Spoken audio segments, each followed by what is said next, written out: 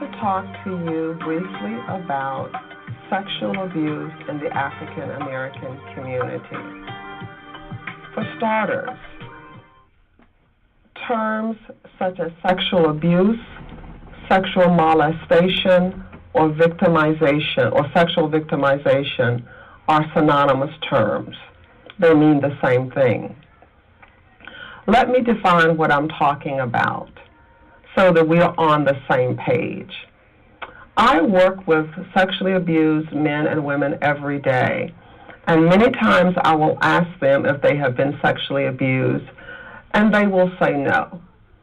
And many times it's because it's a subject that they would really rather I not ask about, but sometimes it really is truthful that they don't understand what the term sexual abuse really means. Or they'll say, well, I was molested, but I wasn't sexually abused. Or they'll say, I was sexually abused, but I wasn't molested. So let me define for you what that term means. And bear with me as I read this. Sexual abuse or molestation is any contact or interaction whereby a vulnerable person is used for the sexual stimulation or gratification by an older, stronger, more influential person. And the words there that are highlighted are contact, interaction, vulnerable, sexual stimulation, gratification, older, stronger, more influential. Sexual abuse can be visual, it can be violent, it can be verbal, it can be nonviolent, it can be touch or non-touch, or it can be psychological. Now there's a second definition I want to read to you, if you'll bear with me on this as well. It is any sexual activity, verbal, visual, or physical, engaged in without consent, which may be emotionally or physically harmful, and which exploits a person in order to meet another person's sexual or emotional needs. The person does not consent if he or she cannot reasonably choose to consent or refuse to consent because of age, circumstances, level of understanding, and dependency or age. The second definition I read to you was taken from the book titled Shelter from the Storm, and the authors of that book are Kmt and Mallory. As an example of visual sexual abuse could be pornography or forcing a child to watch an adult do something sexual to another person, whether that person is a child or an adult. An example of a non-touch sexual abuse includes explicit pornography, verbal sexual stimulation, obscene phone calls, exhibitionism, or peeping Tomism. Those are examples of non-touch sexual abuse. Some abuse is more damaging than others or more severe than others. But the point I want you to hear is that all abuse or molestation is damaging. If a dad slides his hand up his daughter's blouse just one time and touch her, then the psychological damage is done because of the violation of the relationship. Dads don't touch their daughter's breast. So the psychological damage is done for that young lady. Very severe sexual abuse includes oral or anal penetration, forced or unforced sexual intercourse. Severe sexual abuse includes touching of primary or secondary body parts without a person's clothing on, and a less severe form of sexual abuse is touching a person's primary or secondary body parts with clothing on. Then there is emotional incest, and that is the use of a child by a parent to be a type of surrogate spouse or parental surrogate, and sharing of inappropriate sexual information with that child. That child can feel emotionally raped by that parent. Abuse involves forcing, tricking, bribing, enticing, grooming, threatening, or pressuring, but almost never needs to involve violence, because physical force is almost never needed because of the other ways that a child is put in a position such that he or she would be taken advantage of by the adult in their lives. Molestation or sexual abuse begins over time and gradually increases. The average length of an incestuous relationship is 3 years. So it starts with something maybe as simple as doing a favor to entice the child into a position that he or she can be abused. The effects of sexual abuse are devastating and long-term. They cause depression and anxiety, post-traumatic stress disorder, destructive behaviors such as eating disorders, alcoholism, drug abuse, prostitution, sexual promiscuity. And with the prostitution and sexual promiscuity, a person is also opened up to sexually transmitted diseases. It also causes self-injury or self-harm, and this is where a person cuts or in other ways harms themselves, including suicidal attempts as well as completed suicides. Some of the statistics on sexual abuse on the effects of sexual abuse also are these. 70% of all male prisoners were sexually abused as children. 90% of all female prisoners were sexually abused as children. 85% of all prostitutes were abused as children. 75% of all homosexuals were abused as children. 81% of all sex addicts were abused as children, and 80% of the wives of sex addicts were abused as children.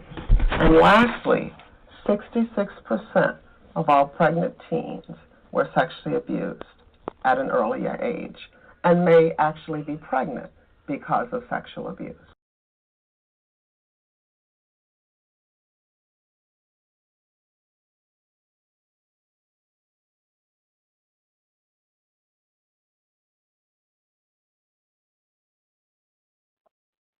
Hotep, Shalom, Shalom, Peace, Black African Power. Welcome, family, to another installment of the Raising Awareness Group Blog Talk. Dawa, thank you for joining us. Let me give you a brief synopsis of who and what we are about. We are a collective group of common goal Black people whose main direction is the homeschooling, truthful knowledge, and education of the Black family through an African-centered point of view. We affirm the teachings and writings of transition elders like Dr. Ben, Dr. Clark, Dr. Diop, Empress Press Wilson, Dr. Amos, Dr. Albenga, and others. We shall not allow any misinformation and propaganda from white academia to be passed along under our umbrella. We've taken the time to formulate an introduction supplement of homeschooling for the children of our community. This supplement is available on our website. Please go to our YouTube channel that's named Raising Awareness Group Media.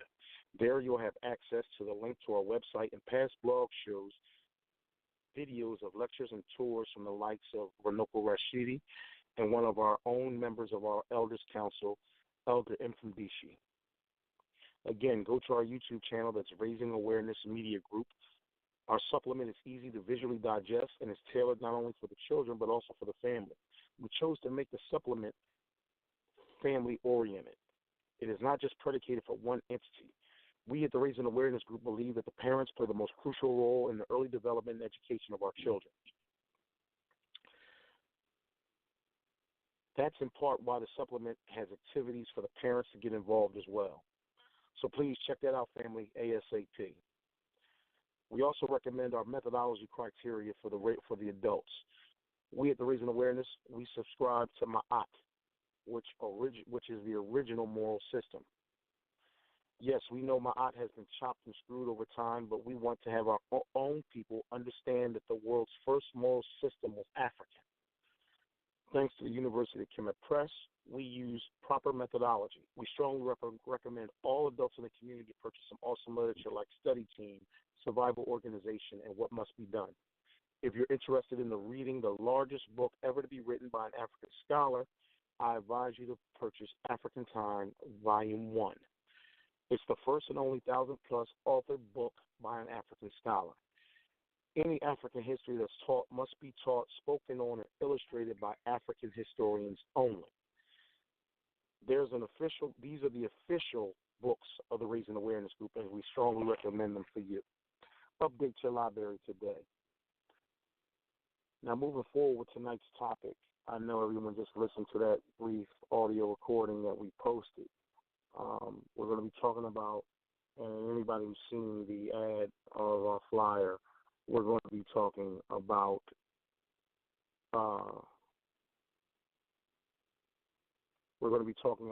pedophiles.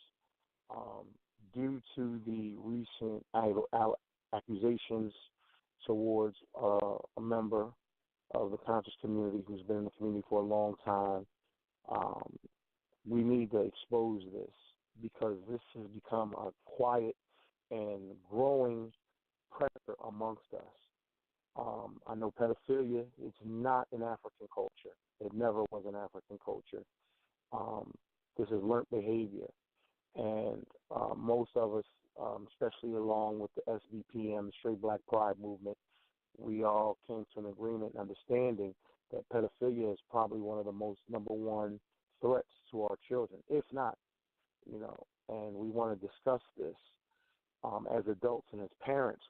Are we protecting these pedophiles in our community, this silent predator? So I'm going to introduce my panel, my comrades for tonight's show. My brother Akil, also my brother K-Dub. Just want to do a sound check, make sure they're there. You brothers with me? Are my brothers with me tonight? Yeah, I'm good. I'm here. I'm here, brother. How you doing? Brothers. I'm all right. What's up, brother? Yeah, man. This is this is very important. Yeah, I was saying this is a very touching topic that a lot of people don't want to talk about this. And the one thing is it's denial. Even if you come with concrete evidence to point that some type of activity, pedophilia, sexual abuse, whatever you want to label it, that's going on. We are in denial when we hear these accusations. You understand? And there's a lot of reasons behind it. Of course, person who's probably being accused is a well-respected member of the community. You understand? And people just instead of looking into the allegations, they just miss it right away. And just sweep it under the rug. And then while that happens, the damage is done, man. And then just like you heard in the lecture, man, all these mental, it affects the abused mentally and of course physically. But it's a mental thing, and it carries to them in adult. Even if some of them to the point where some of them want to end their lives because they're so mentally scarred. We need to bring awareness to this because it's just it's one thing that in the black community we just ignore it. Why? We don't know, but we're going to try and get to the root of it. Oh yeah, we're definitely going to get to the root of it. And everybody who's listening in, the number is 323-870-4085. We're the Raising Awareness Group, and we're going to be talking about are we protecting predators amongst our community. We want to indulge and talk with people who've experienced this people who've been victimized by these predators and what was their outcome and how did they handle it. But we, as clearly as people see the flyer, we definitely want to give solutions as well. And that's what our main objective is. We want to give a solution to the problem because we have to protect our children no matter what. That's the key. And us as adults and parents out there, step-parents and everyone else, family members, we all have to be in on protecting these children. So I just wanted to get that out there. Again, the number is 323-870-4085. If you want to talk to us, just press 1.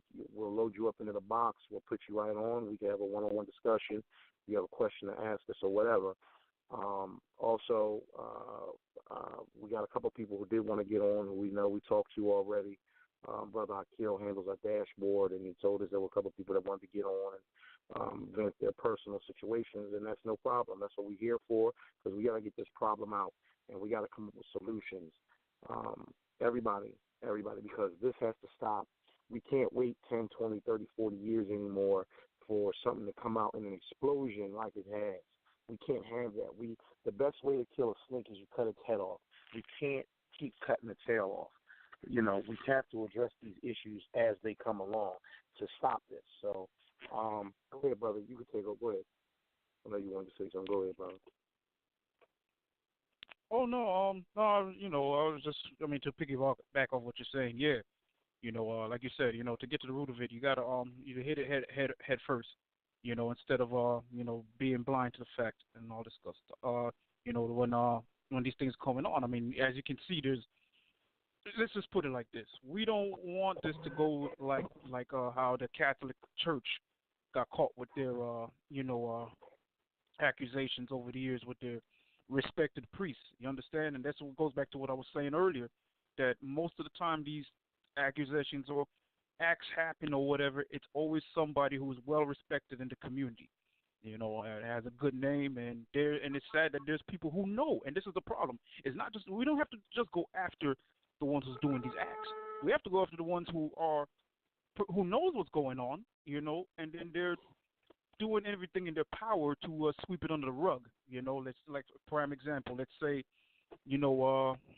woman has 2 children, has a boyfriend, or stepfather, whatever you want to label it.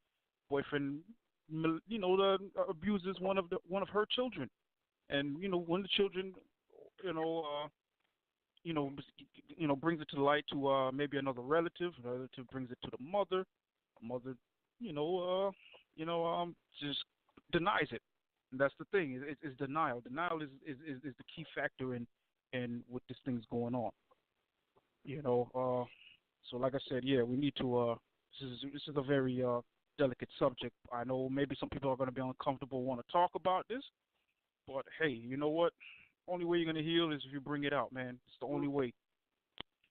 But with denial or not, if you're an adult and you know about a child being molested or anything, like I said, in denial or not, if you don't say nothing, you're just as guilty as the one who did it. So. Yeah, I very much agree, brother, and that's the key thing, because us as adults, if we are not attacking this problem as it comes along, if you have a child that tells you that they're being touched, you have to address it immediately. You cannot laugh it off. You can't drink it off. You can't push it under the rug. I've talked to people who told me that I had a young lady tell me not too long ago that she suspected her boyfriend of molesting her daughter. She had a teen daughter, but she was in fear of realizing the truth. She didn't want to accept the truth because he was basically paying all the bills. He was providing for the family. But I said, you're basically sacrificing your daughter's sexuality, her moral value, her innocence, because a man is providing for you. So you're basically saying it's okay for a man to molest. That's what you're saying. I told her that. I said, if you don't get clearly, if you're thinking about it, it's in your mind. It's halfway there. It's probably true. You wouldn't have those feelings. What is he doing to give off that vibration that he's taking advantage of your daughter? So you're going to have to make a decision. Either keep sacrificing your daughter's well-being, her innocence, her mental health, her sexual health, versus this man providing for you.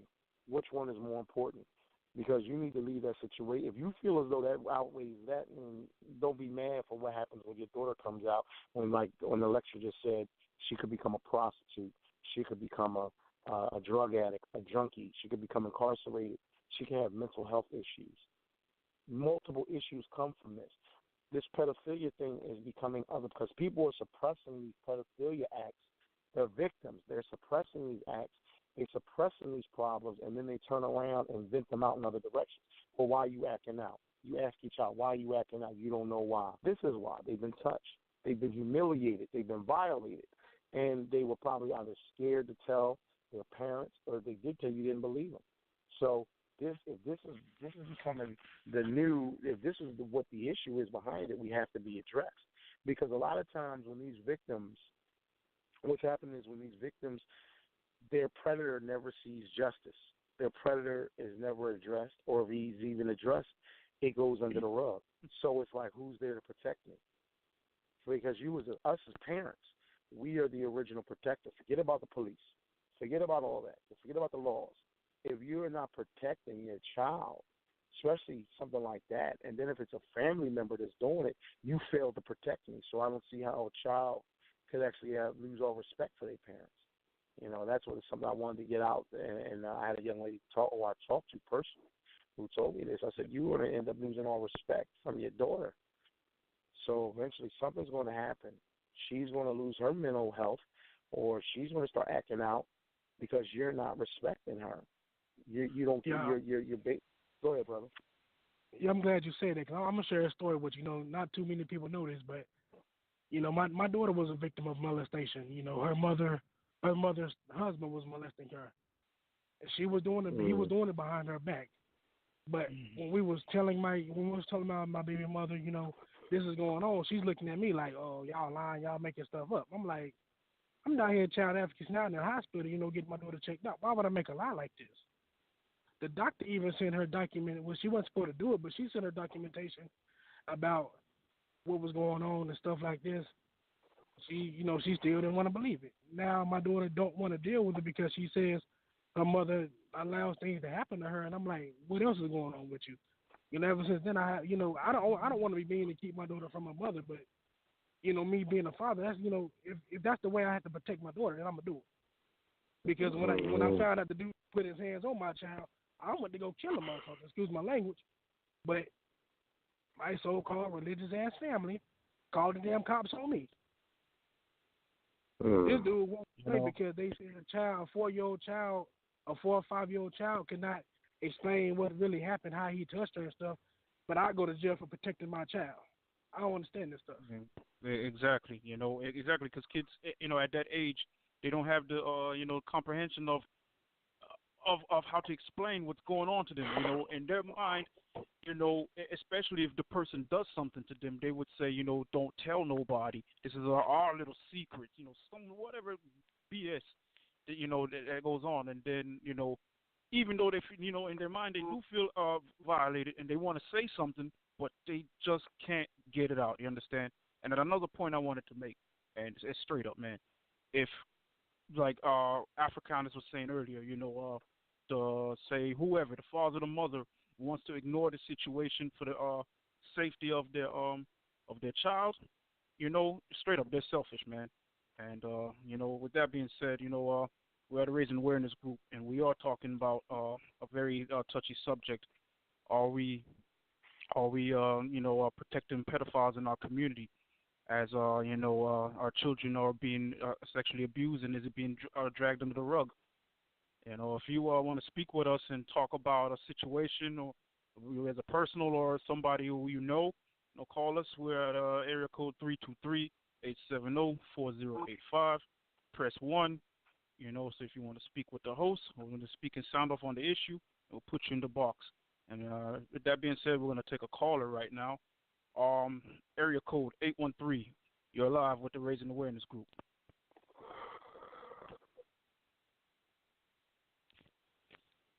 Good evening. Area code 813. You're live with the Raising Awareness Group.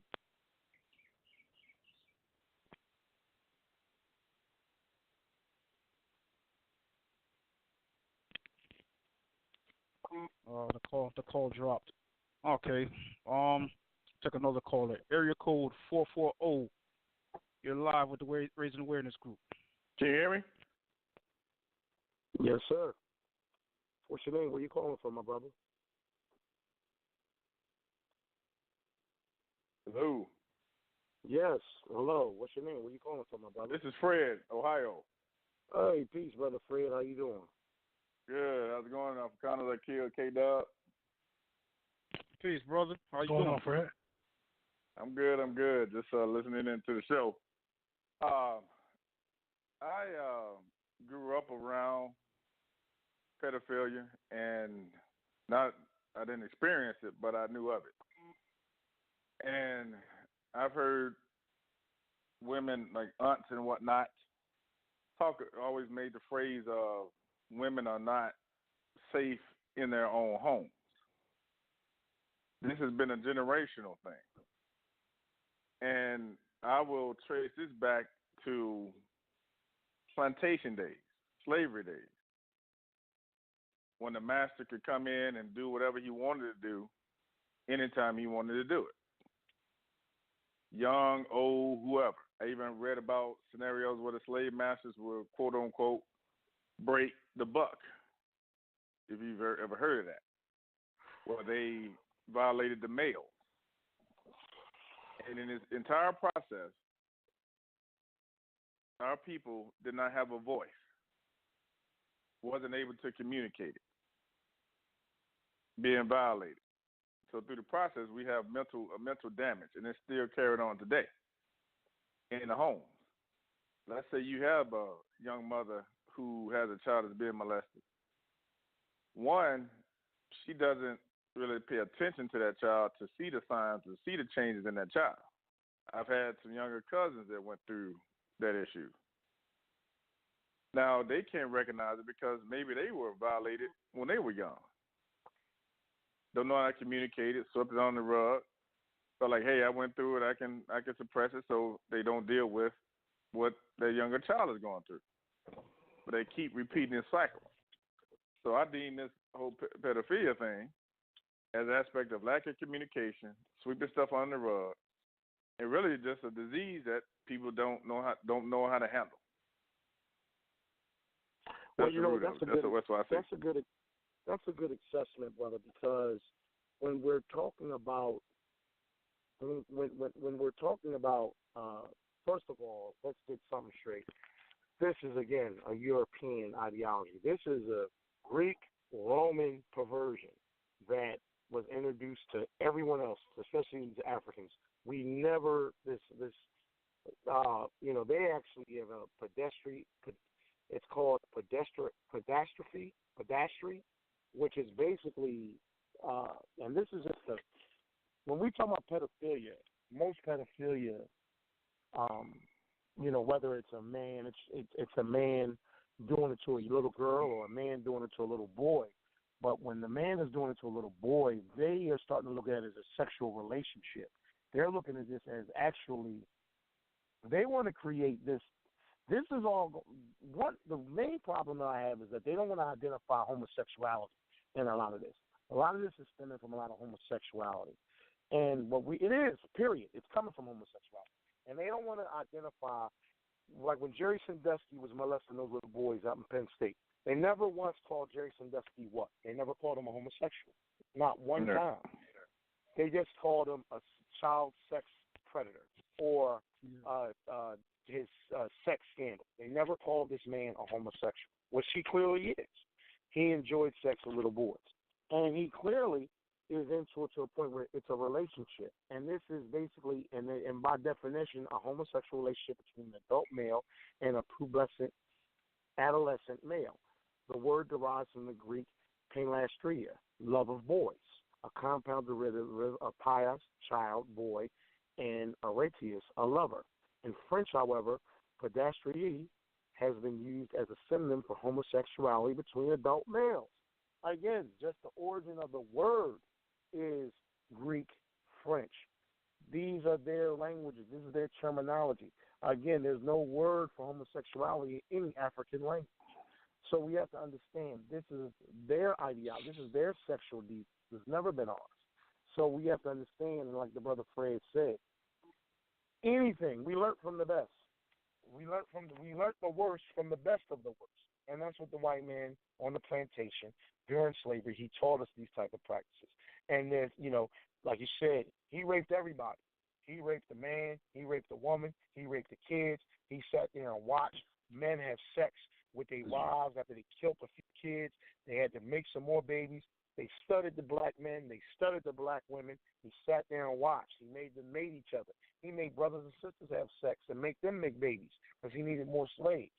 So this is, slaves are dying off from starvation, being overworked, doing back-breaking work for 12 hours a day, 7 days a week sometimes. See, and this is what we have to understand. And Brother Fred is right, a lot of this does stem from slavery. You understand what I'm saying? We sit back and barbecue for Memorial Day, but that was really that's not really what Memorial Day or Labor Day was about. It was really because it was finally a day off for the slaves to get off, so they could go and have a break. They needed a break. They were happy to have a break. So I want people to understand that, and the brother Fred is correct. Go ahead, brother. No. I was just saying, I agree with you and what you just said and what brother Fred was saying. And of course, I mean, look, this is not an African, thing. Well, it's straight up, okay. I mean, if you could go back and when we were in elementary school and middle school, of course, a lot of us had to take literature classes. A lot of literature included Greek and Roman, you might as well call them Roman mythology. Mm-hmm. And if you read all their stories, the gods and whoever the characters, the participants, they had the word pedestrian relationships. Shit, was it? Which one was it? Zeus or Jupiter, whatever you want to call him, transformed himself into some animal and raped a little woman and impregnated her. I mean, what kind of things is this? And they're teaching this crap to us in school, so it's a lot of that also, is what's being taught to us subconsciously. You know what I'm saying? And we adopt European doctrines, and then you have this crap going on. And like I said, it's denial, man. It's denial because when it's brought up, we just think we're selfish. That's what it is, man. We're freaking selfish, man. Instead of getting to the root of the problem and trying to investigate so to see if these accusations are very true. Because listen to me, man. If accusation isn't true, and somebody's accusing me of doing something like that, best believe I will fight tooth and nail to clear my name and everything. You understand? Now, I'm gonna go back to communication. Hold on, Fred. Hold on one second, Fred. Go ahead, take the call, Chad. Oh no. Go ahead, brother Fred. I mean, I was just just piggybacking off of what y'all were saying, but go ahead. No. Yeah, no, I'm gonna go back to that communication thing. Now, I will address it, put myself in this. It goes back to that family connection. Now, I have this belief that, the chains have come off, but slavery still exists. We are still enchained mentally and emotionally. Now, growing up, my mother just 2 generations away from slavery, the communication was not in the household. And I think it carries over into households today, where when I was going through something or any kind of emotion, or if I was acting out on any other issue, the only thing my mother did was pull out the belt. So I had to learn how to keep all that inside. I don't want that belt. There was no relationship. Luckily, I had other women in my family who listened, who I was able to talk to. Now, if you got this generation of brothers and sisters coming along today being poisoned by the system, there is no communication. They probably not even whooping the child. They're taking this child, not listening to him, not paying attention to him, living those old school rules of saying, hey, all I got to do is put a roof over their head and clothes, food in their stomach and clothes on their back, and ignore everything else. Then you take this child who has these issues and keep sending them back to school, day in and day out, wondering what's going on in the schools, shifting the blame, not dealing with the issue. We don't even go seek therapy. We don't do any of that. So we can talk about this stuff. What is the solution? Many people don't even have a solution. Oh, we're going to give some solutions tonight. You know, with the Raising Awareness Group, we have a research team, and I'm glad to be a part of it. And we're definitely going to offer solutions tonight to help people identify how to address these issues. Go ahead, K-Dub. Go ahead. Oh, I was going to say we're going to take another caller, but it looks like the ones that were holding their call dropped. So I guess we'll just continue along this discussion. Go ahead, brother. Those couple callers just dropped. Oh, okay. Okay. There, see, the caller came back. Oh, no, they dropped again. Wow, what's going on, man? They must have bad connection. Yeah, I just saw that. I'm on the dashboard too. Yeah, I'm not gonna mess with it. But you brought up a key point though, Kev.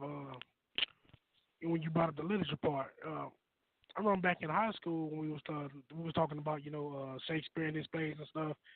They was talking about one play. One of his biggest plays, Romeo and Juliet.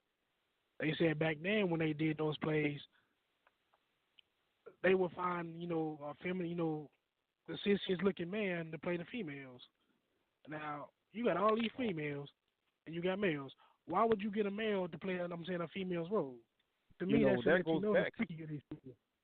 Yeah, that goes back to when the Greeks and Romans were doing their plays.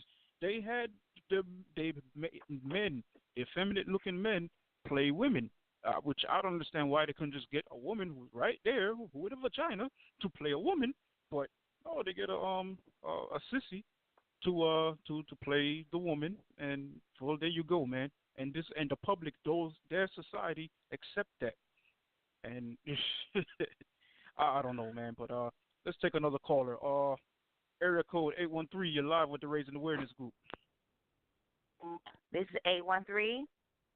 Yes, you hello. are. Hola, family. Well, I have this slave named Stacey Wiles. I'm on Facebook. It's my hotel. Well, listen, all this stuff is so beautiful. Everything you guys have been saying is so correct.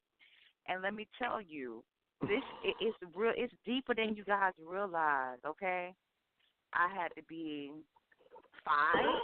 Okay, my grandfather. I'm the preacher's granddaughter. Okay, so my mother was dating some guy. I don't know, his nephew. It was to us, him touching us. Little things that we did. All I can remember is that it felt good to me. I don't remember any negative connotation to what he was doing. Yet and still, I lost my virginity at an early age, and I was promiscuous. But everybody don't have a strong mind like me. So I have figured myself out. I've mastered, all these horrible things that have happened to me. But the solution is Maat. The solution is the guided principles of moral living. I'm telling you guys this. It is true. That's all it takes to be. If you're rooted in that, you are going to speak truth and be true.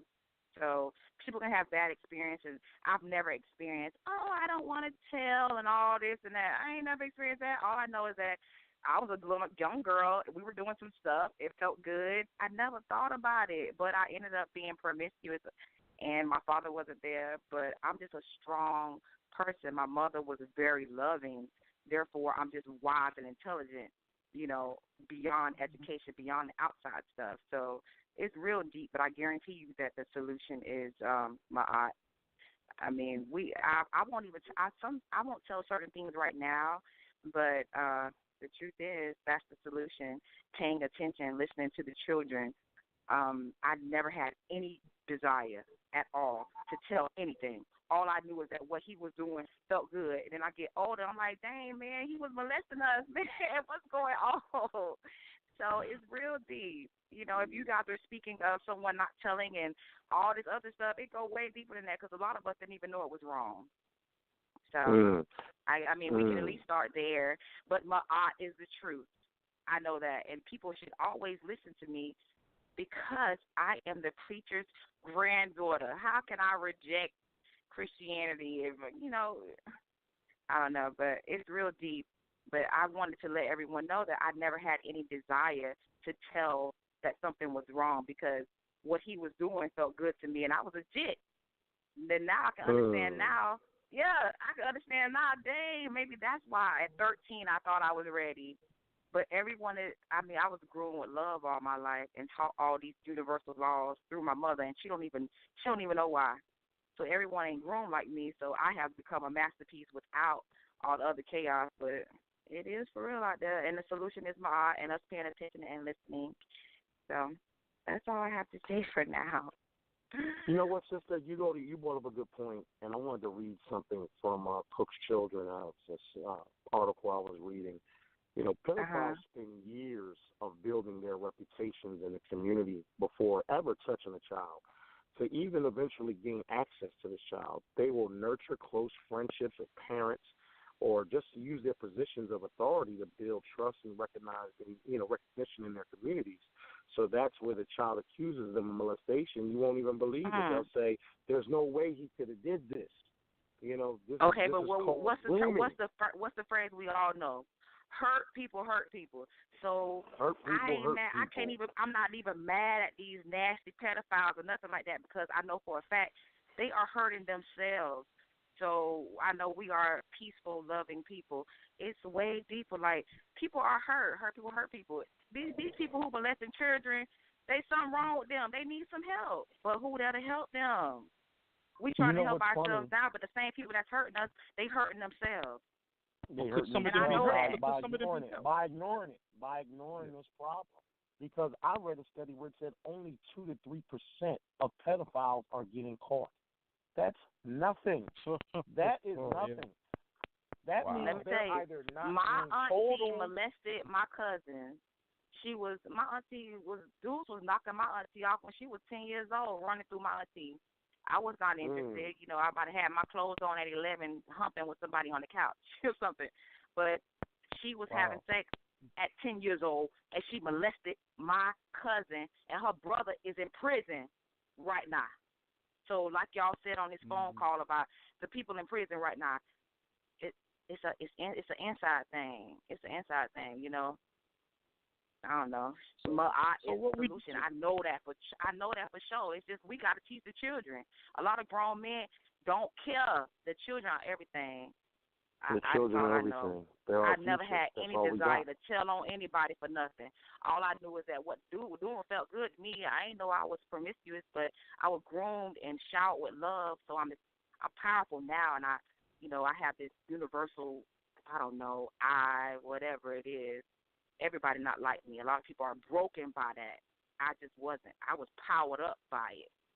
So I'm all for helping, and my aunt will do it, but we got to listen like you guys have been saying. I was like, about to cry a little bit listening to y'all. But truth is true. But my aunt seems to be the solution, and we got to listen. I got a solution, too, now. Some of these fuck niggas, man, they, some of these pedophiles, especially if they're serial pedophiles, you understand? Like, how going back to what you said, that they need help. Some of them can't be helped. You understand? Some of them just cannot be helped, man. I mean, there's other ways to do it, man. Back in the days, if you were out of order, you were dealt with. Some people were stoned, beat, cut, whatever you want to call it. You understand? So, yeah. I mean, some of these this is a great serial show pedophiles, for sure about pedophilia, but clearly there is going to be a need to discuss the effemination of the black man, like y'all was talking about, buck breaking or whatever it's called and all that stuff. It's not a part of our African culture, but it's manipulating our men. I have so much I can tell you guys. I'm just trying to keep it real simple tonight. Keep it real simple, but I know the guiding principles of, it is. So we don't have to discuss that now, but my aunt and us paying attention it heal people, baby. It healed me. If I would have known the stuff I know now, I wouldn't have gone through that, but it heals you in many ways. We're talking about pedophilia now, but it's way deeper than that. It's, it affects us mentally. We were talking about how it affects us while people in prison. The damn mental illness in this country is outrageous. But I mean, I'm pretty sure we're great. We'll talk about that stuff eventually. But I've said what I had to say. I think the guiding principles of moral living is solution to more than we know. Yes, we do believe in Ma'at, and we, again, that's what it is. If we are rooted in that, a lot of stuff we will not experience. Yes, and we believe that firmly here at the Raising Awareness Group. And sister, we know you very well, and I've seen you on social media many times. You probably know me better by my other name.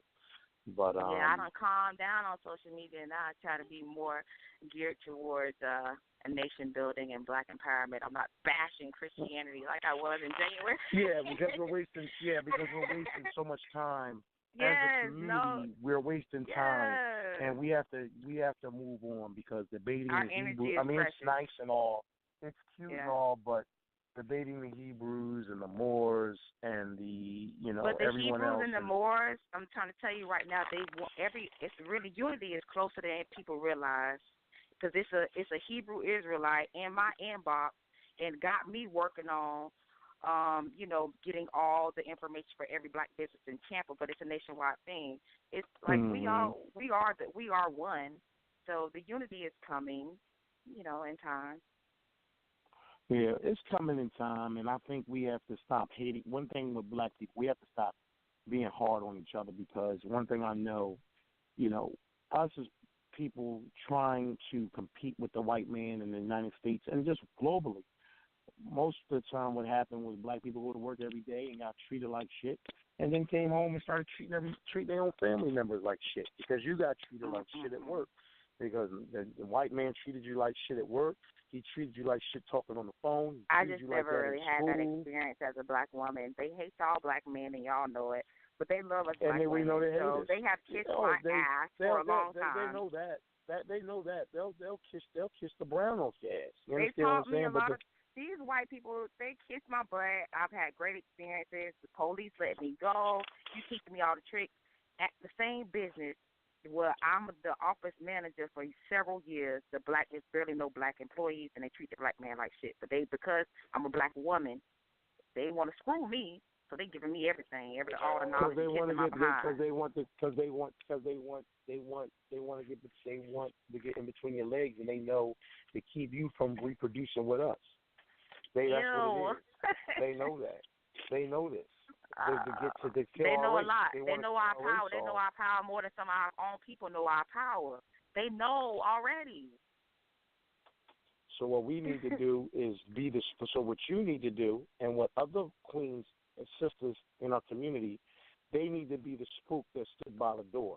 And if anybody knows that book, this is a recommended book, another book from us, from the Raising Awareness Group, from one of our elders, Ala Tunji. We recommend that book, The Spook That Stood by the Door. The brief synopsis of this book is basically there was a CIA agent brother who was accepted as a CIA agent, and he learned all the tricks of the trade. And what he did was he took all those methods and took it back to his hometown of Chicago, and he taught the brothers how to organize. That's what brilliant people do. That's why if I ever worked for anybody, I learned everything and mastered it. That's what brilliant people do.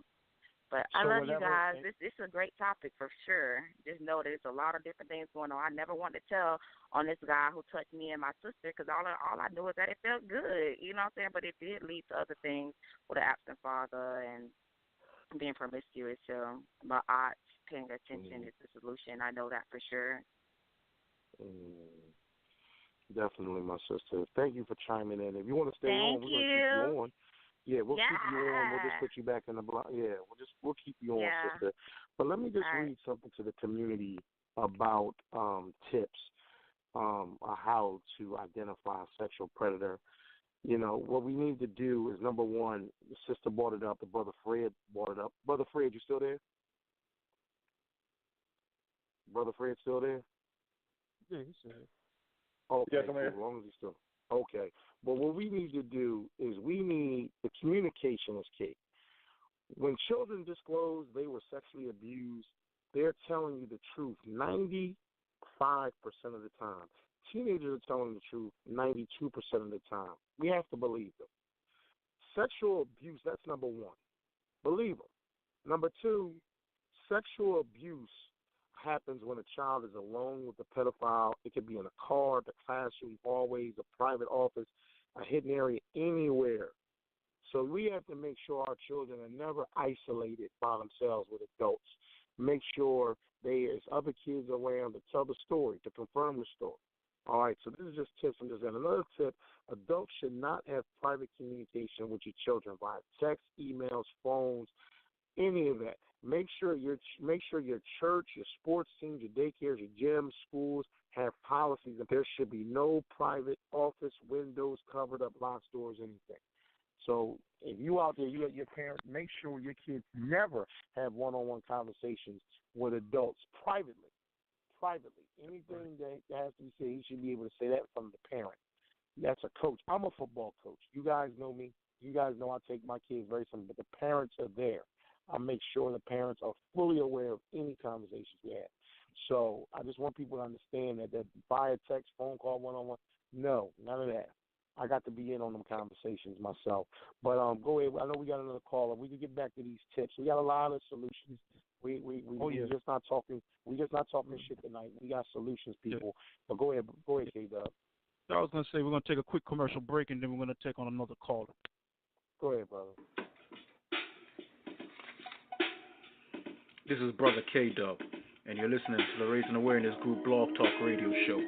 Tune in each and every Wednesday night at 8 p.m. to 10 p.m. with your hosts, Afrikanus, Akil, and myself. Peace, family. We are the Raising Awareness Group Blog Talk team, and we are discussing a very, very, very, very delicate subject. Molestation in the black community, and are we protecting the pedophiles? Very tough. As you can see from earlier, testimony, a lot of the signals are ignored. But let's take another caller. Area code 510. You're live with the Raising Awareness Group. Hello, everybody. This is Sherry. Hey, peace, Empress. How are you? I'm okay. How is everybody tonight? Oh, we're good. We're hanging in there. That's good. I called in late, but from what I've got and from what I caught is that I agree with some of the stuff, with a lot of stuff that was said, and so I just want to make my own points on this. Something that a lot of people don't really pay attention to. A lot of people believe that pedophilia is basically a family generational thing, but it's not. You have pedophiles that actively seek out children to molest them. And one thing I did with my daughter, especially when she was little, is I used to go on the Megan's Law website, and I would print out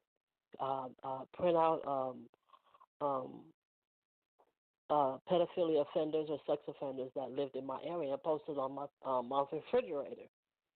And she would always see me do that. No, she asked me why, and so I told her. And one day, I'll never forget. One day I was cooking dinner, and she had came in from a friend's house around on the other side of my building, and I said something to her, and she had this look on her face, and I'm like, and she went past me without saying nothing, and she went directly to the list that I had hanging on the refrigerator. I stopped what I do, and I turned the stove off. I stopped what I was doing. I said, "Okay, let's go. Show me who it is."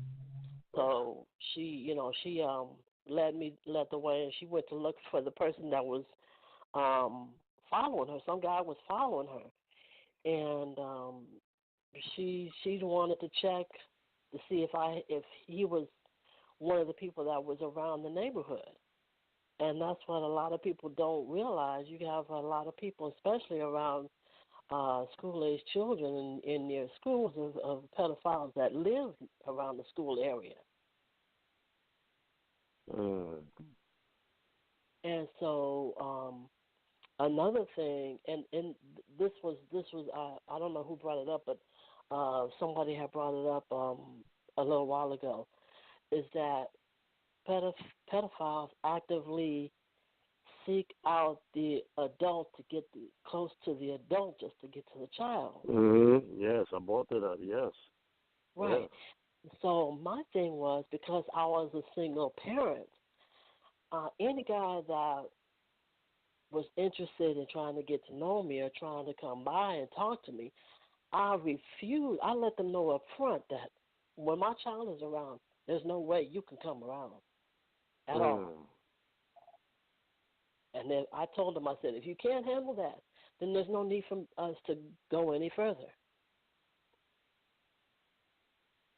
And I had one or two that didn't understand, and we never communicated ever again. My child came first. Now, when she was away with her father, if you wanted to come by, then that's fine, but you're not coming by my house when she was here, period. And so that's how I raised my daughter.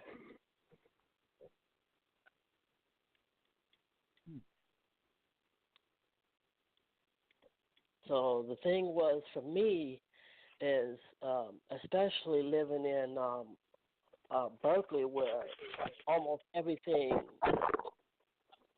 allowable in Berkeley, I wanted to know who the sex offenders were in my area.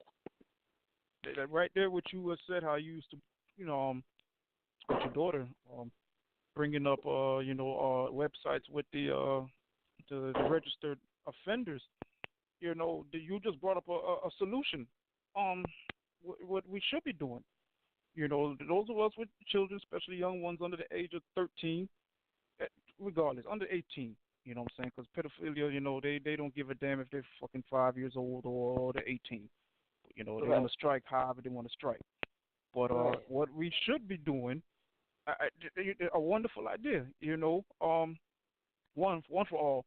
The community's got to get involved. So, you have somebody organized, put somebody in charge. Like, look here, man, you go on the databases and check out sex offenders who are, living within 20 miles radius of our community. And then, bring them up and put them on blast. So you see them walking around, you got them in sight. And if you see them going to a park, or they're the ice cream man. You know what I'm saying? That's another thing. Like, when I was a jit in the 80s, they had ice cream men going around selling ice cream with little bells, singing, and all the kids running up there buying, snow cones and all that good stuff. And a lot of them turned out to be, sex offenders, pedophiles and stuff. So yeah, we should do that. We should That's a good solution point. We should be, put them on blast. Find out in the 20-mile radius and put them on blast. Put them at your grocery store, your schools.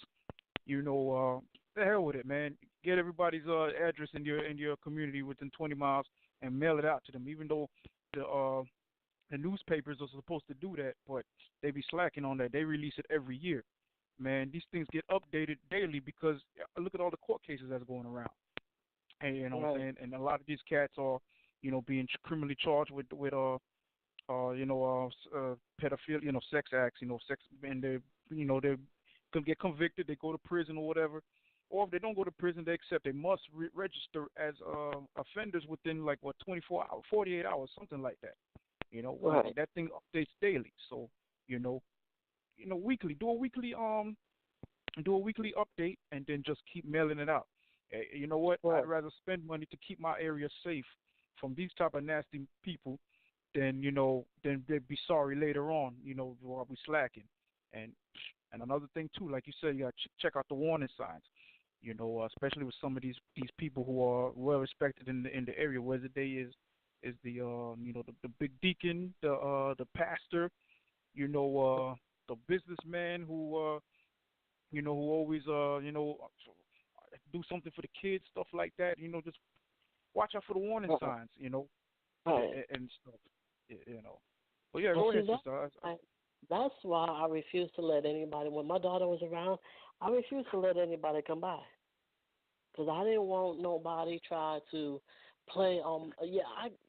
I was a single person, single parent, raising my daughter. And yes, I did get lonely at times, but I never put to a point where I put my daughter at risk and let just anybody come around when she was there. I refused to do that. And that's what a thing I noticed with some single parent mothers, single mothers raising their kids. They get this lonely feeling, and they feel like they have to have a man around them, so they bring a strange man around their kids. And she's so into him that she can't see what's going on, the signals that her kids are giving if he's molesting them. And you know what? That's a selfish act. Like how we brought that up earlier too. And just like you said, they bring a dude around because they feel lonely, they want help, with the bills and all that good stuff. But then you bring this strange person into the house, and this person's violating your kids, their childhood, and then Right. turning them, eventually, like Sister Maat said earlier. They're gonna get turned out, man, and then they're gonna get promiscuous, and then it leads to a whole heap of problems. Whether they become, we're gonna use today's terms, they become ratchet, sexually ratchet. You feel me? Then they prostitution. Some of them, man, you don't even know what you're gonna do to these kids mentally. Some of them want to contemplate suicide, and listen, you know what? While I was in high school, we had 2 cases of 2 girls and a dude killed themselves, and they left in their note that this person touched them, and they just couldn't live with themselves, and they couldn't live with the reaction that their parents or whoever was in their family was gonna react to if they told them. So they, instead of bringing it to the light, they killed themselves. They off themselves, man, because of that nasty person. Go ahead, brother Akil. That's another thing we gotta stop doing. When these children are bringing this up to the light, we gotta stop. We gotta stop blaming the victims and go after the one who's doing it. We can't. That happens a lot of times. With the single mother don't want to go to boyfriend, or the mother don't want to believe that her own brother did it. Or vice versa. The brother don't want to believe it. We gotta stop. We gotta stop blaming the victim in these situations. And a lot of times that's what happens. We blame the victims, and then when it happens again, or it happens to somebody else, then they just sitting there looking at, well, such and such went and told nothing was happening. What makes it different for me? Like I said, another thing I want to bring up. Just some more tips so people can understand. When your child out of nowhere starts making off-color jokes and you're letting them get away with it and like unacceptable behavior, those are signs that something is altered their brain pattern of thinking. When they start, like speeding or just smoking and drinking, like settling as a child with secrets, anything that's too secretive, you gotta watch that. Another tip I want to give is make sure your child knows and use the correct words for their private parts. Penis, vagina, scrotum, testicles, anus, breasts, nipples. When they start calling it cookies and all this, that, and the third, especially your girls, something has made them change their thought pattern. They've seen something to do that. Another thing is the easiest child to victimize is the one that's absent or has distracted parents. If you're a parent, you have parents who work multiple jobs and you're always busy, single home, it's easy to victimize that child. Your parent, they work and they come home. Brother Fred said it earlier. You have a lot of black families, single moms, she go to work and she just think as long as she put a roof over your head and keep your belly full, she don't want to deal with those other sociable issues because she got so much going on with a career or job or whatever, trying to, hold 2 titles in the household. So those children are sometimes the most easiest to be victimized. And, I just want to know, when children are subjected to spankings or harsh disciplines, are less likely to tell their parents about sexual abuse, which was brought up, because they in fear of that whipping, because they thinking it's their fault. Well, how did you get molested? How did that happen? Why didn't you tell me? And then now you're coming down on them about that. So, that was just a couple other tips. There's some more tips I want to throw out there, but that was just something I wanted to put out there so people could just be in the know and pay attention to your children. But again, we're the Raising Awareness group, talking about we protecting pedophiles in our community, just pedophilia in general. The number is 323-870-4085. If you're listening, I see it's a lot of callers. We have a lot of listeners. If you want to chime in with us, just press 1. We'll put you right on. Talk to us if you had a personal experience with pedophilia or a family member who's done such an atrocious act to our children and want to talk about it, then that's also another solution for the victims. Sometimes, it may have happened to you when you was a child and nobody believed you. You can't walk around with that on your chest for the rest of your life. We got to let that out, and sometimes you have to vent that emotion out, because when that thing erupts, that thing could erupt a long time. It never is going to be a right time, but it could erupt, and it could erupt violently. I just wanted to put that out there for the community. Yeah, truly. But so okay, now we started talking about solutions. So, what do we do with the family members that are being accused, and then they are found out that they create evidence that they that they were doing this to this child? What do we do with these family members? Do we just banish them, don't come back around here no more? Do we beat the shit out of them, and then don't come back around here no more? See, call the police, and then bring up charges. Maybe he goes to prison. He's gonna come out, and then he's gonna do the same thing again. Don't come back around here no more, or do we kill him? Well, number one, if your child, he or she, has been molested, you got to take them to a pediatrician or a children's advocacy center first. That's number one. Immediately when your child has told you that they've been molested, or victimized in any child abuse, you got to take them to the doctor. And then you got to take them to a victim center, an advocacy center, so they can talk to them. Those are trained professionals who know, and they're recording the story, and so they're trained professionals who know how to handle these situations overall, and you'll be sitting in on these situations to know the truth.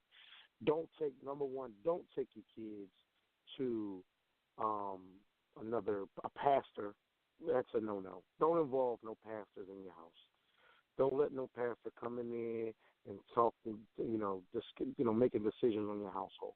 That's a crucial decision that we do in the household. We always want to go to the religious leader, whether it's the imam, the pastor, the rabbi, whomever you go to, for your religious.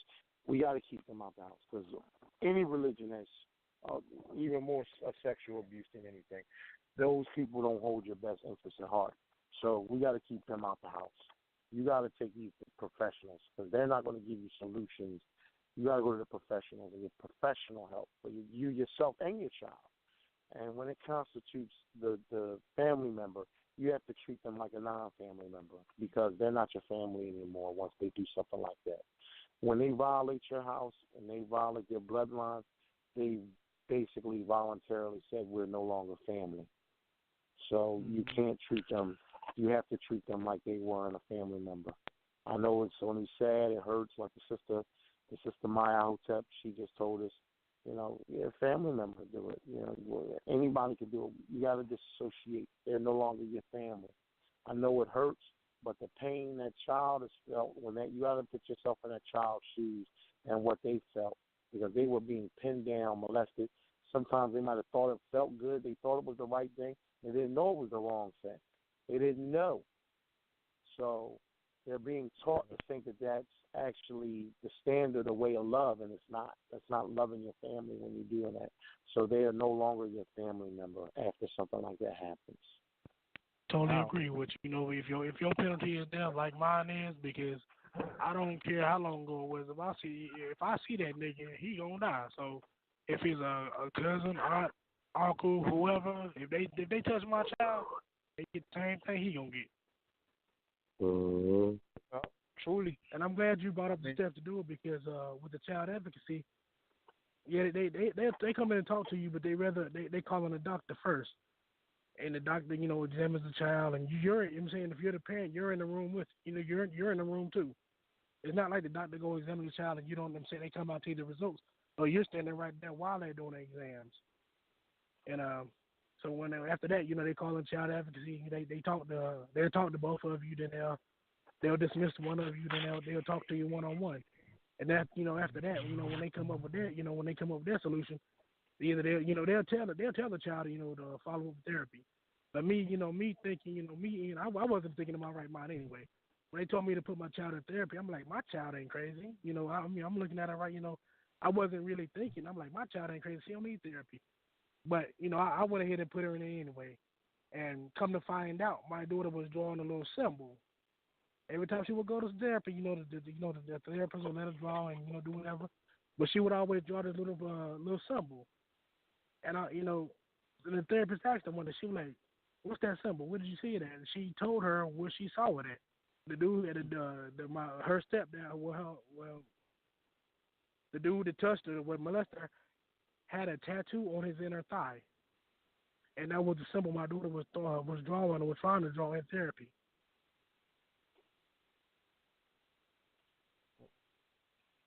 Oh, boy. Wow. Listen, that's crazy. You know, I'm going to bring it to another point, too, before we take our next caller. You know, now we spoke about, other forms of the pedophilias and stuff. But we got to also remember now, and I'm sure this happens in every part of the state. It happens here in Miami. The school I went to, listen, man, put it out there. I went to Palmetto Senior High, and I'm going to tell you something while it happened while I was in high school, and it happened the other day, 20 years later. We got teachers who are having relationships with students. Mm-hmm. We're having teachers who are having relationships with students.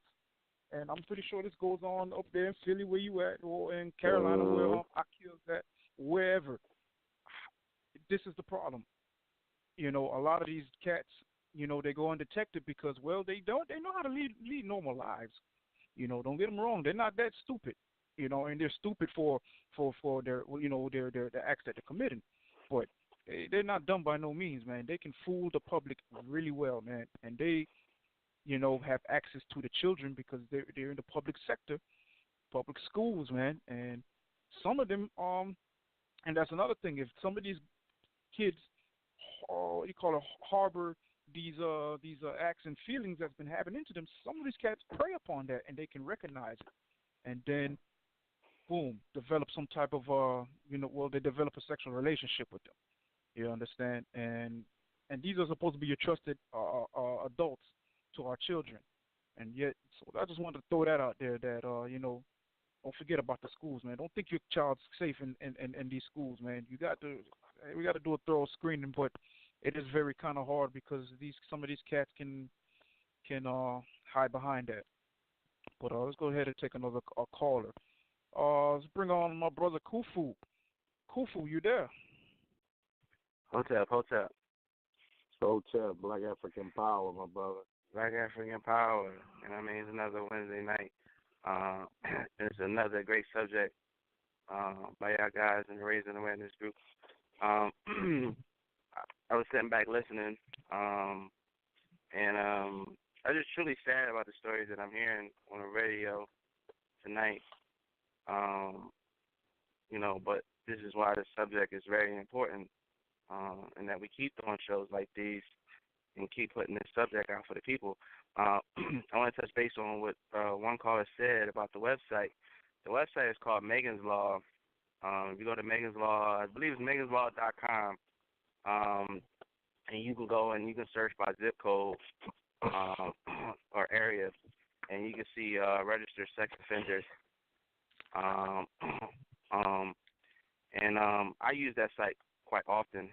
I always checking up and see, and I actually check it like once a month, actually, see if new people have been registered onto the site that live in my neighborhood or live relatively near where my kids are going to be.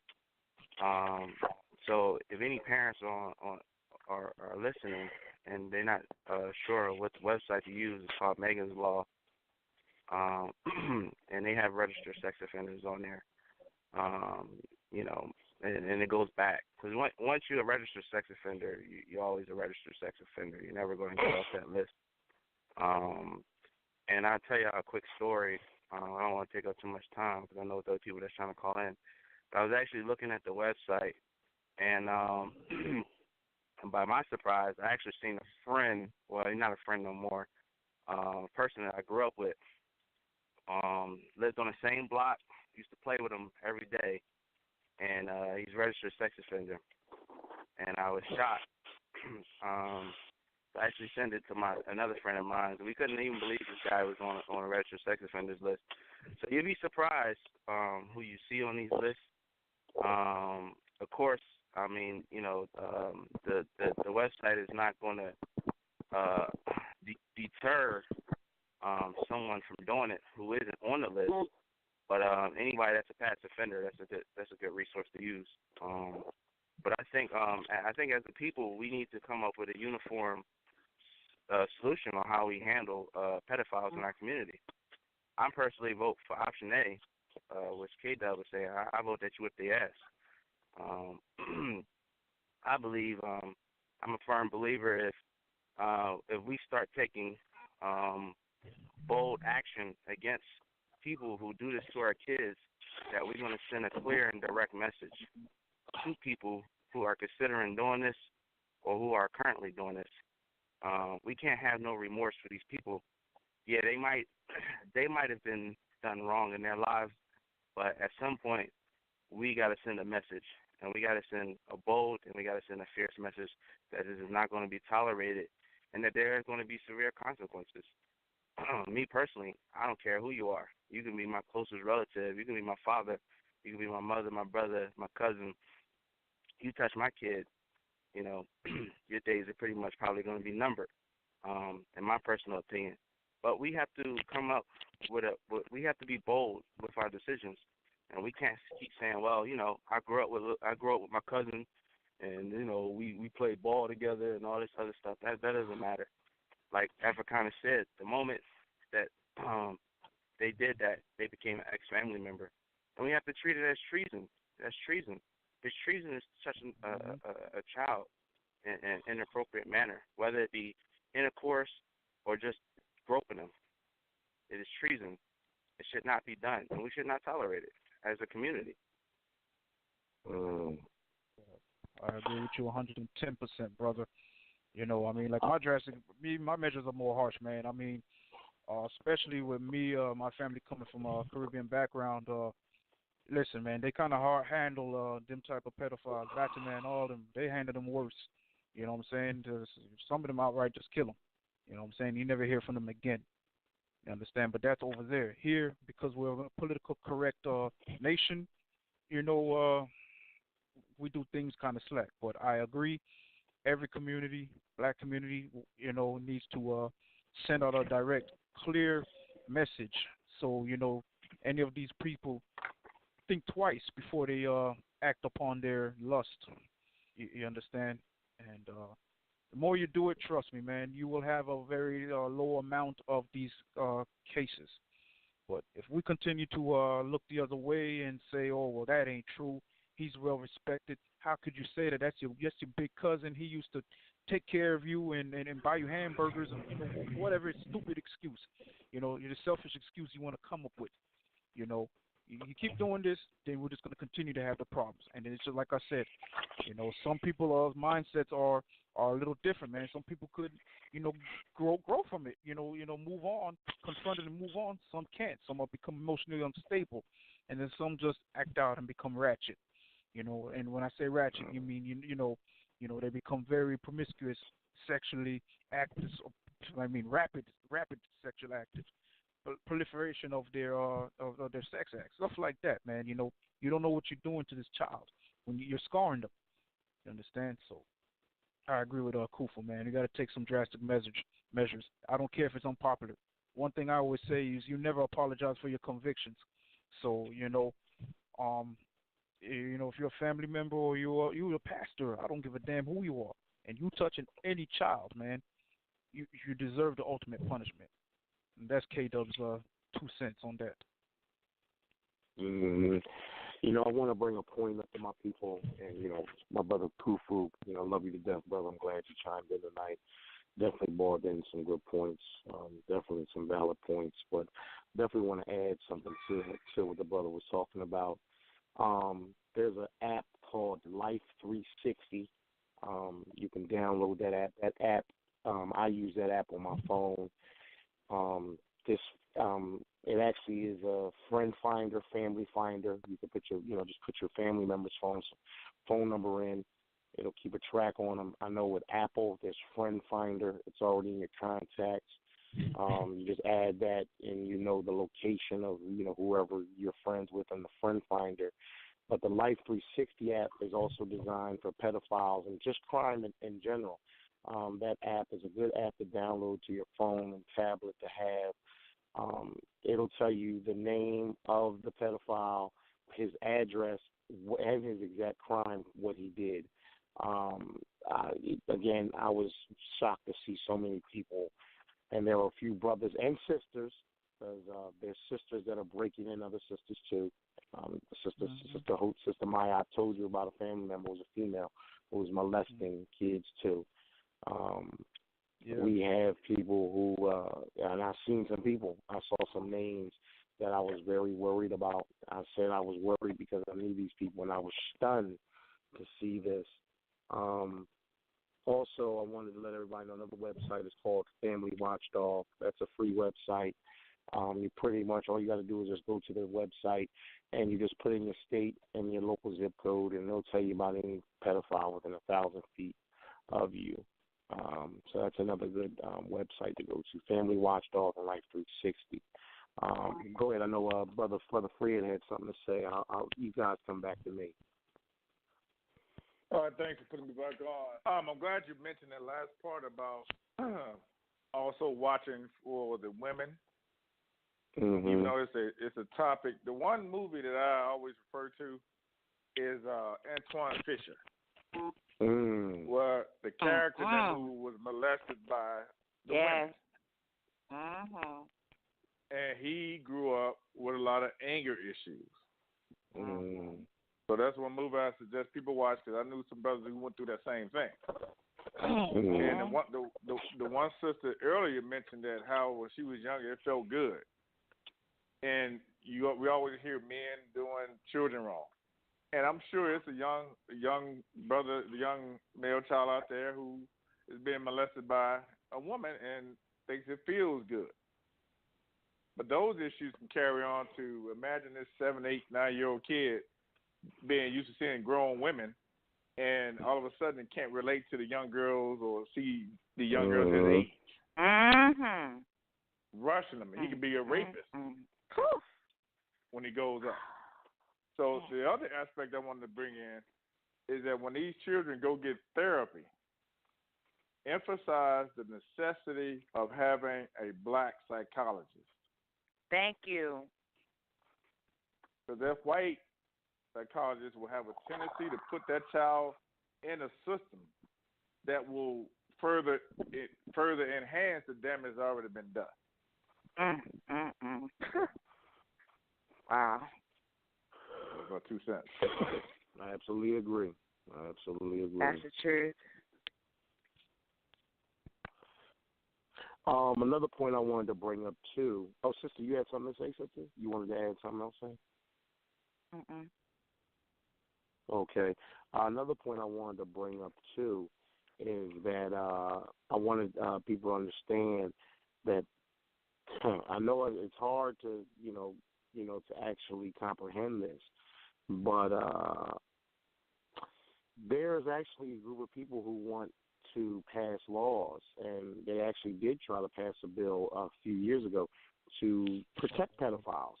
And they wanted it rated that if you assaulted a pedophile, it was considered a hate crime. So we have to understand. Yes, great. yes, indeed. So I want people to understand. Well, we're going to commit some hate crimes. Yeah, it's going to be some motherfucking hate crimes. You touch mine, so you will get me for hate crime, for sure. But that is definitely, people want people to understand, so you have to be careful. Because, see, white people will still protect their own. This is his sexual deviance. So he's going to protect people who perform his sexual deviance. So he's going to protect the pedophile. They're protecting the pedophile like Jerry Sandusky right now to this day. Look what happened up there at Penn State. All the white boys, from the AD, the dean, all of them. Send me the school president. All of you is guilty because y'all had foregone conclusion knowledge that it was going on. Y'all knew it was going on. Forget about once it was speculated, that's enough. You had too many accusations. You didn't have to wait till you got convicted or had to have a grand jury. It was too much that was going on. All they did was take his keys, so you can't be up here on the school grounds no more with the kids. And he still snuck his way up there in the school ground. To me, his wife is guilty.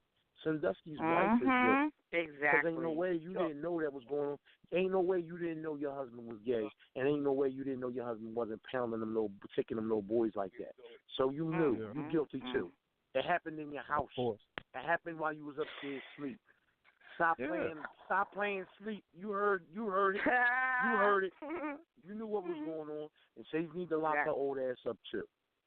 And I want people to understand that. And that's what really will start getting the pedophilia. Because they start proving the people around the pedophile, you knew, to me, either, remember like how in the movie Casino when the cowboy kept let that machine got hit, those guys broke into the machine, he said, look, either you were incompetent, you're either stupid and incompetent enough to not realize we were getting taken advantage of, or you was in on it. Either way, you're out. So it's one or the other. Either you're incompetent or you were in on it. Either way, if you were around it, the people around it, you're just as guilty. You're just as guilty if you knew about it and you let it go on. And that's what we have to do as solutions. Charge the people around the pedophile. Of course. And another thing to piggyback off what you were saying earlier about that they're trying to pass a law to protect these sickos. Listen, down here in Miami, when I guess it's the same law around the country. If you become a registered sex offender, you can't live, within like a park, the school parks, and stuff like that. Play, so where children play, or daycares, stuff like that. So a lot of these pedophiles now, because of there's a school, a daycare, a park, pretty much everywhere. They can't live in the area, so they live under the bridge. They live under the bridge, or they're homeless, stuff like that. We have a big problem down here in Miami with that. So they're trying to get a law passed where, that the sex offenders could live, be readmitted back into the community, sort of like like when a dude when people come home from prison, they're reformed and they can go back into society. Well, they're trying to do that because they're saying that because of these laws, they can't find a home, and they can't find employment because nobody wants to hire them because they touch little boys and girls. They can't come home because they are trying to have a law passed on that because a lot of our homeless is down here. I'll be honest with you, I can tell you like this: out of 10 homeless people, I would say maybe 6 of them are registered sex offenders, and out of the registered, that are probably 6 sex offenders, maybe 4 of them were actually pedophiles. 2 of them, let's get this correct. A lot of people who are sex offenders aren't on the pedophile. And, they, statutory rape. Maybe the dude was 18, the girl was 17. And because of the law, he got screwed. But that's another subject, and I'm not, we're not going to bring that up. But we're talking about the pedophiles. So like I said, a lot of those dudes, those pedophiles, they're living under the bridges and stuff. And they're getting, and the same thing like you said earlier, Afrikaners. They're saying that it's like a hate crime to because they get attacked because of that. Well, I mean, it's only right you get attacked. You touch kids, fucking faggot. Get the fuck out of here, man. But yeah, just wanted to let you know on that. That's what's going on down here. They're trying to get a law passed so they can readmit themselves back into society, like like nothing happened. My thing is, why they end up with this group called NAMBLA? Why they letting that group still stand? Come on, you know why? Come on, white supremacy. Let's be Because real that's here. the South. Because half the gay politicians are a part of it. That's what they into. Duh. Because the thing with that is, I've heard, my uncle said it before. He was like, when the gays get their rights, pedophiles going to want their rights too. And my thing is, Brother Ivan, you done said it plenty of times. Being a pedophile and being a homosexual run hand in hand. Depopulation. What's that thing that's going on in Carolina where you at, Akil? Where these so-called drag queens want to use the women's bathroom? Oh yeah, they passed it up. I think we voted against it, but they wanted, and the government said that if they didn't vote for it, they weren't going to fund the state anymore. But they're trying to pass a law where transsexuals can use the female bathroom. Whatever, we're above the law. We don't see that. But see, with that opens up a can of worms because now look at this. Hey, well, I'm a pedophile. Now I get to dress up as a woman and I get to go into the women's bathroom where it happens to do. I'm just graphic, but that's going to open up a can of worms. You understand? So if you let some they want a war, people realize that. Yeah, exactly. But that's going to open up a can of worms. You let some drag queen go into a woman's bathroom because he feels that he's a woman. What makes you think that a sicko pedophile who's a serial pedophile won't do the same thing? Just put on a dress and go into the women's bathroom. And sometimes some of these little kids go to the bathrooms by unattended. You know what I'm saying? Without their parents. I mean, in today's society, we're so desensitized. A lot of these kids, they go to the bathrooms by themselves without a company adult. So you listen, man. If this gets passed, anyway, it's not going to end well. That's all I'm going to say. Understand?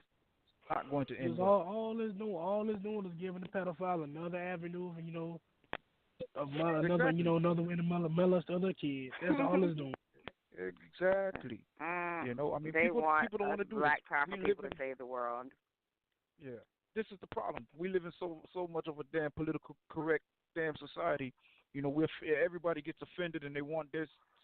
Oh, what about my rights? Oh, I feel like a woman. I want to go to the women's bath. Get the fuck out of here. You born with whatever you're born with. That's what you are. Okay. So let's stop that nonsense right there. Understand? And then like Akil just said. And if that gets passed, it's just going to give the serial pedophiles, sickos, another avenue to go ahead and do what they intend to do, which is molest kids. So listen, man, black people, first of all, we need to stop that within our own community before we even try to tackle that shit on the outside. The hell with that. Fix home first. Fix home first. Yeah. Then, that saying, charity starts at home. So fix your home first. Then we can think about, all the other stuff.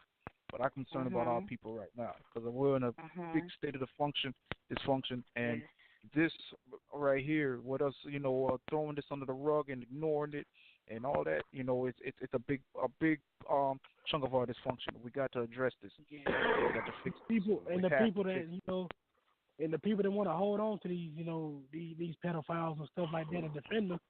To me, if you knew he did, if you knew he lived that lifestyle, and you just want to defend him because of who he is, their fame, you know better than them. I ain't got nothing to say. I ain't got no dealing with you either. Because how you gonna defend and deal with somebody that you know that's in the wrong? They probably want to do it themselves. Screw them. Like with Eddie Long, I think he was a pastor down in Georgia. Dude got caught molesting half the little boys on the choir and the band, but yet them people still loved his ass after he was found guilty. Brainwashed. Wait. Are you saying he's still practicing being a preacher even though he's been found guilty? Practice? Yeah, because I think he had a church. I know he had one here in North. I think he had one here in Huntersville, North Carolina. They shut that one down. I think he went back to his home church in Georgia. I think he's still a pastor.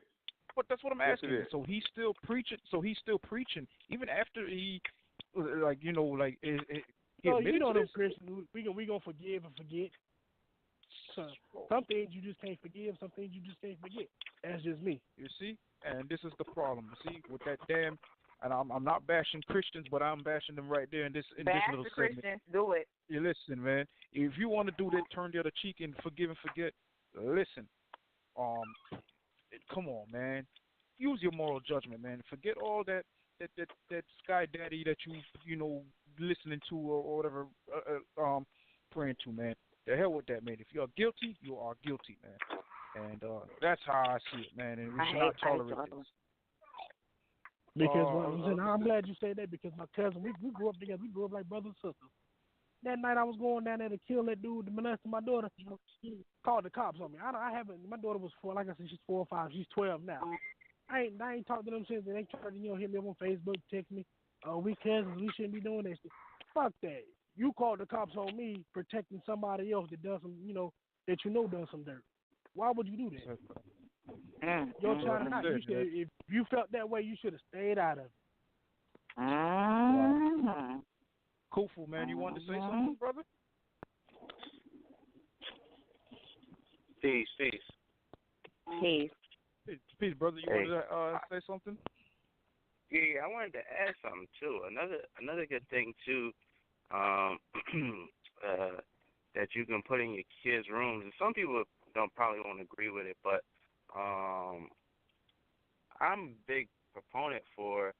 I tell people when these situations arise, I always suggest that people just start buying home surveillance cameras. Hey, exactly. Put them in your kids' room. If you got people watching your kids, on a daily basis when you're not home, put surveillance cameras in your home. That's not a bad nowadays you can get surveillance cameras $300, $200. And we spend all this money. Exactly. And we spend all this money on other stuff. White people spend $200 on Jordans, so there's no reason why you can't purchase some surveillance cameras and put them in your home. Cameras. They got the little cameras like teddy bears. You don't even know you're being recorded.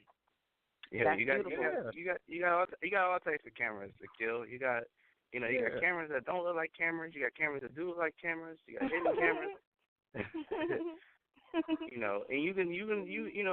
they got it now to where you can just you probably got an app or something like that on your phone, and you can just pull it right up and see what's going on in your home. Yeah, the security systems. Home. Yeah, a lot of security systems got it like that, where you can monitor what's going on in your home, especially if they do that, to deter theft. Like say somebody breaks in the house and whatever, they can activate the surveillance cameras. Yeah, so that is a very good idea. Kufu. Yeah, exactly. Parents out there, whoever, purchase those, put them in there. I mean, we're in the age of we're in the 21st century. Might as well start living like it. You know what I'm saying? Yeah. So that's an excellent point. Actually, excellent idea. Excellent idea. Yeah, so that's all I wanted to mention. That I forgot to get that in last time. Yeah, purchase some surveillance cameras. Put them in your kids' rooms. Heck yeah. And we're gonna have cool cameras. Don't worry. We're gonna have cameras that we can put on our clothes to record fights, the police, and all corrupt people. And women who work with a lot of men that get harassed a lot of the time, so we can use the cameras for whatever we want. So I'm working on that. Well, I would like to add to that. I know that I've had relatives who taught their toddlers when they were able to learn and provide them a certain education. You have to educate that child to communicate when something is wrong. That's right. Before anything kicks off. Because my cousin did that to her son. Hey, don't let anybody touch you like this. Don't let anybody let you touch you like that. I'm the only one that can touch you like this, that, and the other. Mm-hmm. That was in there early. Then, as Brother Afrikan said, then you start teaching them the actual names of their body parts and whatever. But if you pay attention, I will share that in my family, one of the children was going through some things. And we can all tell that was a change in that child's demeanor. It was an outgoing child. The next thing we know, it was all quiet and standoffish. Wow. But one thing we did notice, that when a certain person came around, that's when that child's demeanor changed. And as Brother K-Dub said, choice number one, there was a let me see, not to put myself in a illegal situation. well. But that brother had changed his name and moved out of state. That's how bad he was beat down. Oh my gosh. But they still keep ties on him and pass this information out to the state police because they didn't go to the police on the situation. He's not on one of those pedophile lists. But if you look at the bigger system, you got the Catholics. The number 3 priest in the Vatican, he was brought up on a sexual abuse acquisition just a few months ago. Ew. A few months ago, national news, CNN, Europe. Then you got priests in churches over here. It was a situation in Minnesota, going through the same thing. It's part of their system. It's part of their system. So if they're trying to protect their system, what are they going to do for us? Nothing. We go do it for ourselves. That's take it in your own hands. Your own hands. Well, sometimes good old street justice works. Like I said, man, you got those 4 choices. You know, what we're gonna do to that family member, or not even just a family member, that pedophile. Are we gonna banish him? Don't come back here no more. You know, beat him up, banish him. Don't come back here no more. Call the law. And you know, like you said, sometimes that doesn't work. You know, a lot. Or do we just execute them? So I mean, those are your choices, man. Sometimes, like I said, street justice it has to work, and then come up with other preventative maintenance on that. Like Kufa mentioned earlier, which I think is excellent. Put surveillance cameras, in your house, especially like there's still people who do get babysitters. Like I got to go to work and I have nobody to watch them. You hire a babysitter, have them put up all over. You know what I'm saying? Especially spots where where you think things might go down. Put them up there and then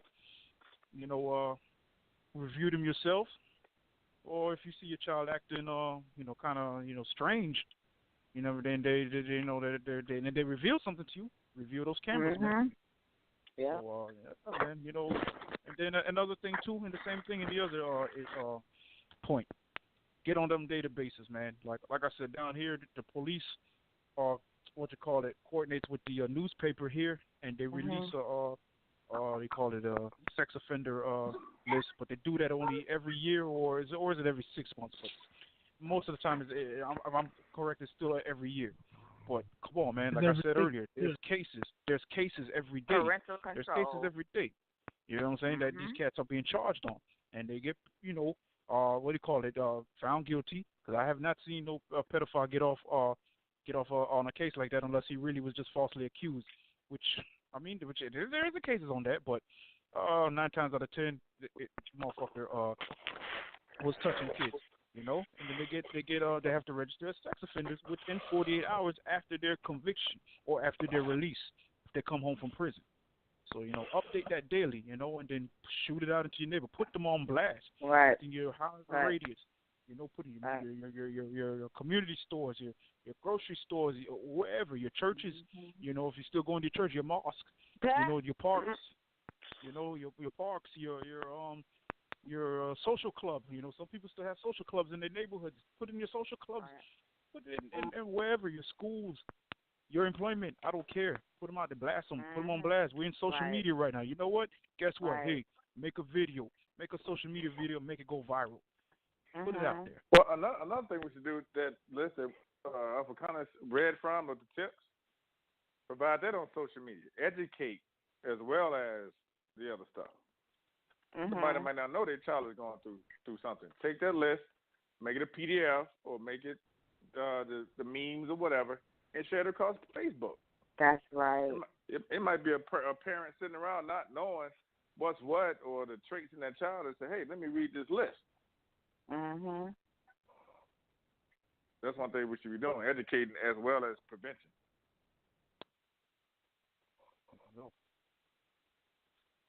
So how can we get a list of tips? Go ahead, Brother Fred, what you were saying? Where can people get access to those tips that Afrikaners is reading from? Oh, that's easy, brother.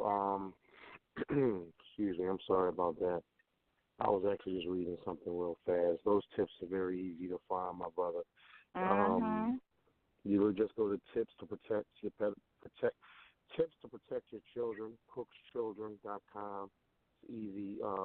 It's an easy blog post to look up. You could share anything from here. 10 tips to protect your child from a pedophile. A couple more tips I just wanted to throw out there real quick too while we got some time, because I know our window was closing. A child often delays telling anyone about their abuse, and the worse the abuse, the longer the delay. So children tend to tell a story in bits and pieces, starting with the small details, but how negative the response will be when people overreact to the outcry and the rest of the story. So listen to your child carefully. Again, number 1, communication. Number 2, be a good listener, because sometimes a kid, it's a hard thing, especially for a man who's been violated, to come out and say, look, God, he picked my, he picked my private somewhere up, he did this with her, he did that with it, and he put he put this on me, he put it. You only want to talk about it, but this is what's going on. So we got to be good listeners too as parents. If your child has the courage, because it takes a courage too, and to stand up and say this will happen to me. So, because definitely no boy or no man wants to admit he's been took. He damn sure don't want to admit that. So, us as parents, we have to be good listeners to our children. Whether we might think it's idiotic or not, it's not important. We have to take that. We have to be good listeners. And I wanted to put that out there. I'll definitely send an inbox to you, Brother Fred. Okay, go. Beautiful people, are we done here? Well. Go ahead, K-Dub. Go ahead, K-Dub. That's a cue. Oh, okay. Go ahead, brother. Go ahead. Let's get ready to start wrapping up. One thing we need to start doing as well is, I don't know how it is, everywhere else, down in North Carolina, well, in the South, really, when, you got one or more adults in the room talking and a child come in and the adult say, it's adults in here, going back in the room. My thing is, if the child is coming to tell you something, let me say, hear the child out. Because that might be the time they come out and tell you something is happening. But when you send them off, they might be like, well, I don't want to tell you no more.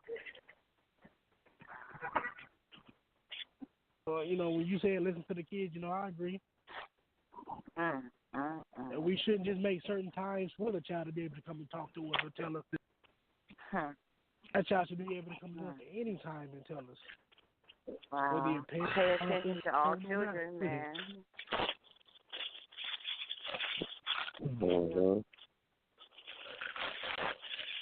Pay attention to all children. As I said earlier, I never wanted to tell anything. All I know is that some guy from my church was touching me and it felt good. So we don't all want to tell, but it affects us tremendously. So we have to approach it from so many different areas, especially for the people like me who don't even know they're being molested, but end up as some little wild, crazy kids. But everyone's not going to have a loving mother like I did to help me empower myself and be great despite all the chaos.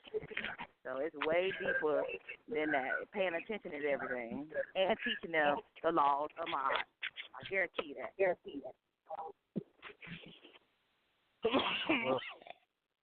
We're all pressed for time right now. Good point, sister. Yeah, we're all pressed for time, so we're going to start wrapping it up.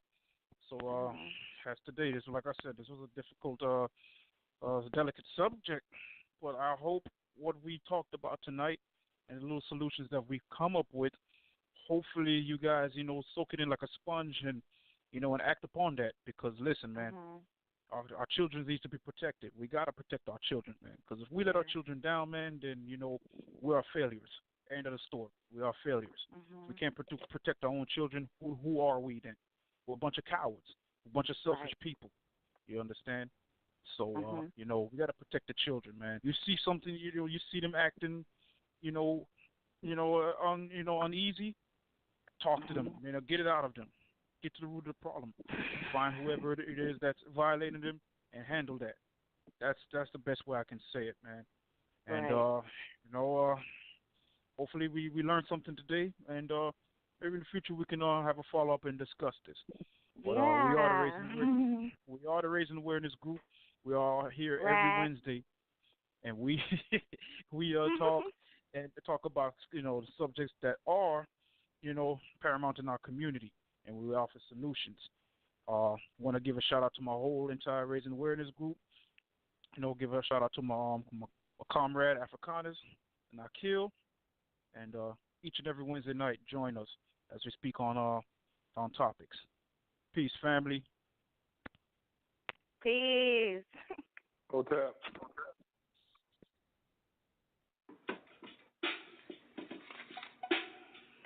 This is Brother K-Dub, and you're listening to the Raising Awareness Group Blog Talk Radio Show. Tune in each and every Wednesday night at 8 p.m. to 10 p.m. with your hosts, Afrikaners, Akil, and myself. Peace, family.